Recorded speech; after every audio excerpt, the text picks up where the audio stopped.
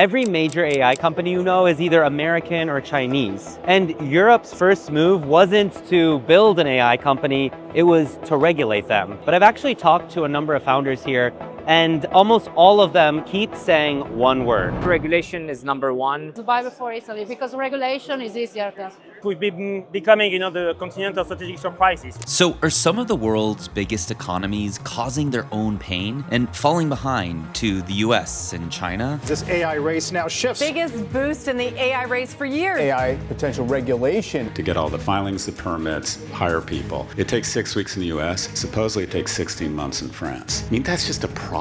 Welcome to Europe, where here there is a law called the AI Act. It was passed in 2024, and it was the first comprehensive AI law anywhere in the world. Here's why Europe moved first, because this isn't actually like new behavior for them. The EU did the same thing with data privacy. That was back in 2018 with GDPR. That law kind of ended up setting the global standard. Most big tech companies built their privacy tools around GDPR rules, even outside of Europe. Brussels calls that leverage the Brussels effect. Write the rules first, and then the rest of the world eventually builds around your standard. And the AI Act was built with that same bet in mind. But right now, it's landing very different. In 2024, Mario Draghi, the former head of the European Central Bank, published a report. And in the report, he warned that Europe's economy was falling structurally behind the US and China. He pointed at regulatory weight as part of the reason. Now, in 2025, the US pulled in about 70% of global AI funding. 70%. Compare that to Europe, which was 6%. Now, to be fair, that gap existed before a single clause of the AI Act became enforceable. So the bet was regulate first and the world follows Europe's standards, the same way it did with privacy. But is it actually working? Not really. I've come to VivaTech. It's Europe's largest tech event, and they're marking their 10th year. You have over 180,000 people expected at this conference in just 4 days. 11,000 startups, 109 billion euros committed to AI. This itself is France's biggest bet on tech, and some of the founders I meet are genuinely sold. They're super excited. If I wanted to go somewhere else, it would be in Europe, not in the US. We have plenty of opportunities in France, and it's growing fast. But not everyone is so optimistic, and I quickly learn why. Okay, let's say you're a startup in San Francisco and you're building an AI hiring tool. You will face zero federal regulation in the United States. But a startup here in Paris building the exact same product has to clear compliance requirements that could literally cost hundreds of thousands of dollars before even getting your first customer. Here's the other side of all this, because the EU is not just writing rules for fun or because it thinks it has to. See, hiring, healthcare, credit scoring, law enforcement, these are exactly the places where a biased or broken AI system can actually do real damage to people, let's be honest. So the intent behind the law is genuine protection. And there is a fairness argument buried in here too. Without rules like this, the safety net for a wrongly denied loan or a biased hiring algorithm is basically whatever the company decides to build. Independent studies put full compliance for one high-risk system anywhere from 50,000 euros to over $500,000. And under the original law, those high-risk obligations were supposed to kick in fully any day. Europe has the right density of talent. Europe has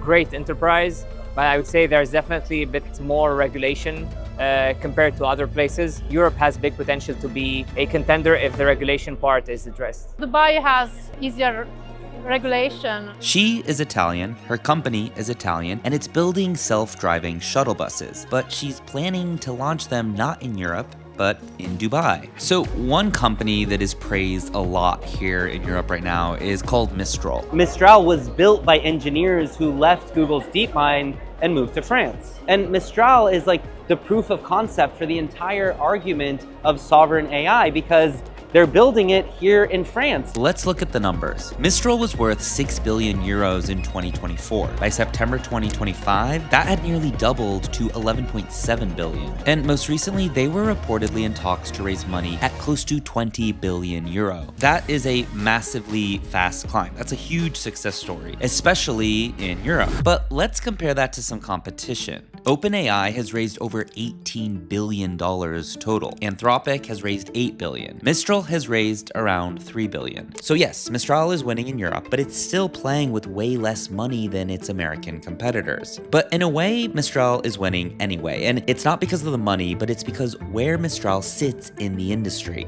The AI Act hits hardest at the application layer. So here's what that actually means. The AI Act is the toughest on companies building products that people actually use, like hiring tools, healthcare apps, things like that. Mistral does not build those, but it builds the AI model underneath them, the engine other companies plug into. And that part of the industry gets much lighter rules. So part of Mistral's success is real execution, and part of it is just being in the one lane that the law goes easy on. With the rise of AI and how sovereign AI is also important, you have in France great companies being built out of France, you have companies being built out of Germany, companies being built out of the UK, but I would say for the West, the UK would still be the direct place for their European offices. So right now, every major power is really asking who is going to control the infrastructure that the next 50 years sits on. And Europe's answer to that question is that, well, it shouldn't be at the hands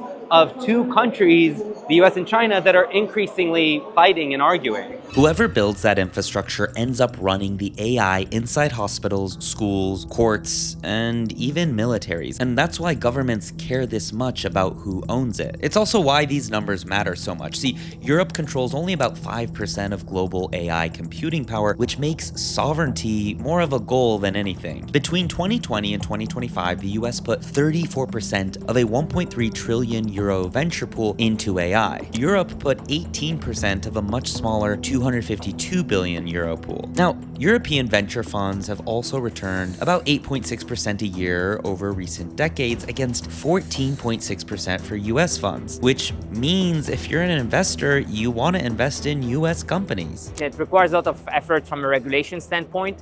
France is doing a lot on that front, but the language barrier also is one of the things. This is why the UK is the place of choice. I think we've been becoming, the continent of strategic surprises. We've been surprised by ChatGPT or by Anthropic. We've been surprised by what's happening in Ukraine. We need to act. Now, here's where things stand today. On May 7th, 2026, EU lawmakers reached a deal to actually delay the AI Act's toughest rules. Those high-risk obligations that were supposed to fully apply got pushed back by a year and a half. Now, officially, Brussels is calling this simplification. Unofficially, it's an admission that the standards, the auditors, and the businesses weren't ready in time. Now, does that fix everything? Not really. The structure of the law doesn't change. Compliance is still coming, supposedly, just later. But the funding gap between Europe and the US hasn't moved. Mistral still needs the next round to close in on its rivals. And the next real test is whether Europe uses the extra runway to close the gap or just delays it by adding more regulation.